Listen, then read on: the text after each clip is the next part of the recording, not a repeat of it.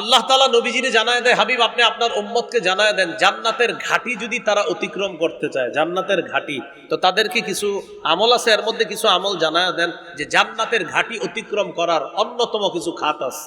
সেটা কি? আল্লাহ তাআলা বলেন, আও ইতআমুন ফি ইয়াউমিন যী মাসগাবা ইয়াতীমান যা মাকরাবা আও মিসকিনান যা মাতরাবা। ক্ষুধার দিনে ইতআম খাওয়ানো, ক্ষুধার দিনে খাওয়ানো, ইয়াতীমান যা মাকরাবা ইতিমকে খাওয়ানো, নিকট আত্মীয়কে খাওয়ানো, আও মিসকিনান যা মাতরাবা ভুলুণ্ঠিত অভাবগ্রস্তকে খাওয়ানো, মানে জান্নাতের ঘাটি অতিক্রম করা। ক্ষুধার দিনে খাওয়ানো। বলেন, এখন ক্ষুধার দিন চলতেছে, আহারে তাদের ক্ষুধার্ত অবস্থা চলতেছে, এই ক্ষুধার দিনে খাওয়ানো, এতিমকে খাওয়ানো, অসহায়কে খাওয়ানো, ভুলুণ্ঠিত অভাবগ্রস্তকে খাওয়ানো, মানে হলো জান্নাতের ঘাটি অতিক্রম করা।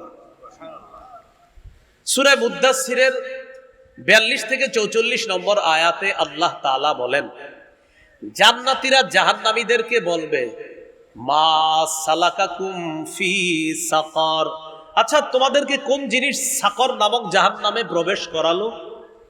তারা জবাব দিবে, ক্বালু লাম নাকু মিনাল মুসাল্লিন, আমরা নামাজ পড়তাম না, এই জন্য আজকে এই জাহান্নামে আছি। নাউজুবিল্লাহ। ওয়ালাম নাকু নুতঈমুল মিসকিন, আমরা অসহায়দেরকে খাওয়াইতাম না, দুস্থ নিঃস্ব যারা তাদের খাবারের ব্যবস্থা করতাম না, তাই আজকে আমাদের এখানে অবস্থান। প্রিয় ভাইয়ারা, দুস্থ অসহায় যারা, তাদের যতদিন পর্যন্ত এরকম অবস্থা চলতে থাকবে ইনশাআল্লাহ ততদিন আমরা সহযোগিতার হাত অব্যাহত রাখবো ইনশাআল্লাহ। তাহলে জান্নাতের ঘাটি অতিক্রম করা আর জাহান্নাম থেকে মুক্তি পাওয়ার একটা অন্যতম কারণ হলো আপনার অসহায়দেরকে খাওয়ানো। আবার জাহান্নামে যাওয়ার কারণ অসহায়দেরকে না খাওয়ানো, তাদের প্রতি খেয়াল না রাখা। আল্লাহ হেফাজত করেন। সহিহ বুখারীর 12 নম্বর হাদিস, এই হাদিসের মধ্যে আছে, এক ব্যক্তি রাসূলুল্লাহ সাল্লাল্লাহু আলাইহি সাল্লামকে প্রশ্ন করলেন, আইয়ুল ইসলামি খায়রুন ইয়া রাসূলুল্লাহ, ওগো আল্লাহর নবী, আমি আপনার কাছে জানতে চাই ইসলামের কোন শিষ্টাচারটা সবচাইতে উত্তম, ইসলামের কোন রীতিনীতিটা সবচাইতে উত্তম?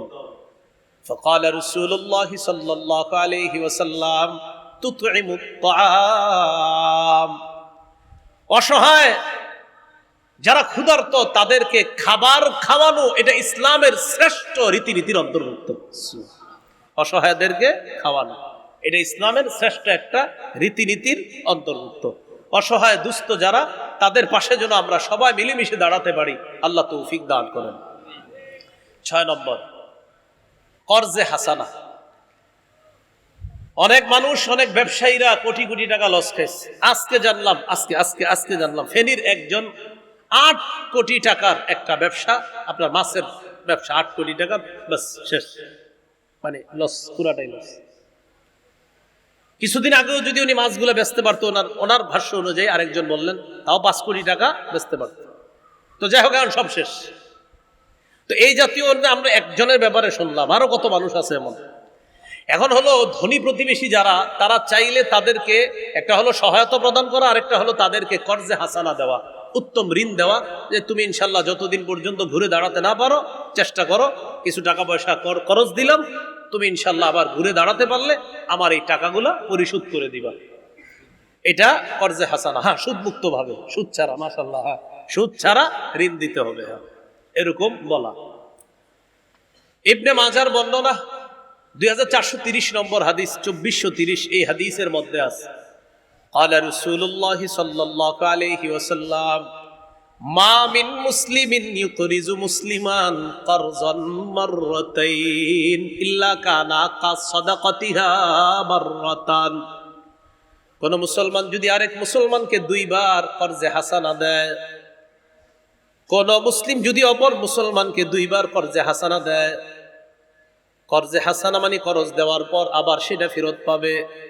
নবী বলেন, যে টাকা দেওয়ার পর আবার ফেরত পায়, এমন 2 বার যদি কর্জে হাসানা দেয়, একবার এই টাকাগুলা সদকা করার সওয়াব আল্লাহ তাকে দিয়ে দিবেন। সুবহানাল্লাহ। আপনি কিন্তু সৎকা করেন নাই। সৎকা মানে কি, যেটা করছেন আর পাবেন না, কিন্তু কর্জ মানে যেটা দিছেন পেয়ে যাবেন। কিন্তু এই কর্জ দুইবার দিছেন আপনি, আপনি এই দুইবার কর্জ দেওয়ার কারণে যতটুকু টাকা কর্জ দিলেন আবার পাবেন। নবীজি বলেন মাঝখান দিয়ে তুমি একটা সৎকারও সওয়াব পেয়ে যাবে। তবরানীর একটা বর্ণনায় আসছে কুল্লু কর্জিন সাদাকাতুন, প্রত্যেকটা কর্জে হাসানার মধ্যে সদকা করার সওয়াব আছে। সুবহানাল্লাহ।